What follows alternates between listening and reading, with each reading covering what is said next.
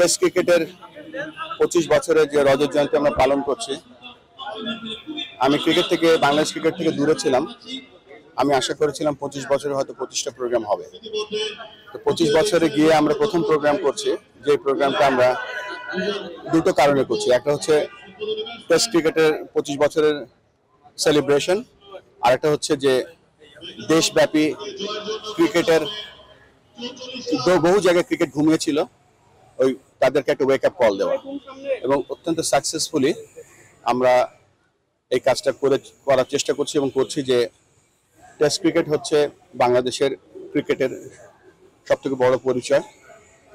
Test cricket খেলে বলে Bangladesh ICC ফুল member, এবং এই ক্রিকেটটাকে আমরা আরো বেশি করে ফোকাস যাতে করতে পারি, যাতে আমাদের টেস্ট টিমের পারফরমেন্স এবং দেশব্যাপী ক্রিকেটের যে উন্মাদনা, ক্রিকেটের যে ভালোবাসা, ক্রিকেটের যে মানুষ ক্রিকেটার হতে চায়, ক্রিকেটের ভালোবেসে বাংলাদেশের ভালোবাসা বুকে ধারণ করতে চায়, এই সবগুলো অবজেক্টিভ নিয়েই আমরা কাজ করছি এবং অত্যন্ত সফলভাবে আমরা এই কাজগুলো এগিয়ে নিয়ে যাচ্ছি। প্রথম টেস্ট ম্যাচে যারা অংশগ্রহণ করার সুযোগ পেয়েছিল, দেখেন আমাদের আগের ক্রিকেটাররা যারা ছিল, এক্স বোর্ড প্রেসিডেন্ট ফারুক ভাই ছিলেন, আতার আলী ভাই ছিলেন, নান্নু ভাই ছিলেন, অনেক ক্রিকেটার ছিল যারা টেস্ট খেলার সুযোগ পায়নি।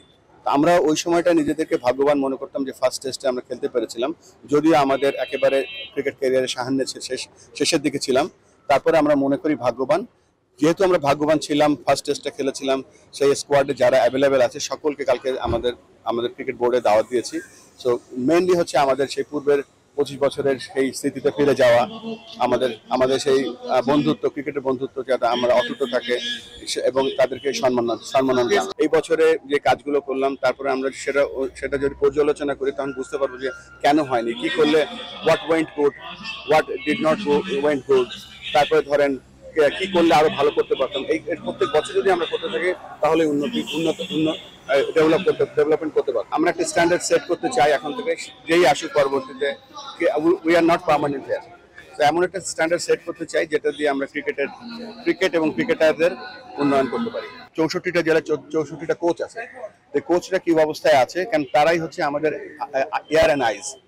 তারা মিরপুরের বিষয়ে তো সব দেখা সম্ভব না। তো আমরা কোচদেরকে ডেভেলপমেন্ট করছি, কোচের কারেন্ট স্ট্যাটাস দেখছি, কোচকে আমরা বড় করার চেষ্টা করব যাতে সেই কোচদের উপজেলায় গিয়ে কাজ করতে পারে। সেইটা রিফ্লেকশন আজকে যে টেস্ট ম্যাচ শুরু হচ্ছে সেই শ্রীলঙ্কাতে, আলটিমেট রিফ্লেকশনটা আমরা জাতীয় দলে দেখতে চাই। আমাদের যে গ্রাউন্ডস ডিপার্টমেন্ট আছে, আমি তাদের সাথে 3-4 বার মিটিং করেছি। যেই গ্রাউন্ডগুলো এখন রেডি আছে এবং যেই গ্রাউন্ডগুলো আমরা রেডি করার দরকার সেগুলো আমরা কাজ করছি। সব থেকে ইম্পর্টেন্টলি আমাদের মেইন ফোকাস কিন্তু অলরেডি আমাদের টেস্ট ভেন্যুগুলো আছে, ওগুলো হয়তো রিপেয়ার করবো, মেনটেন করবো।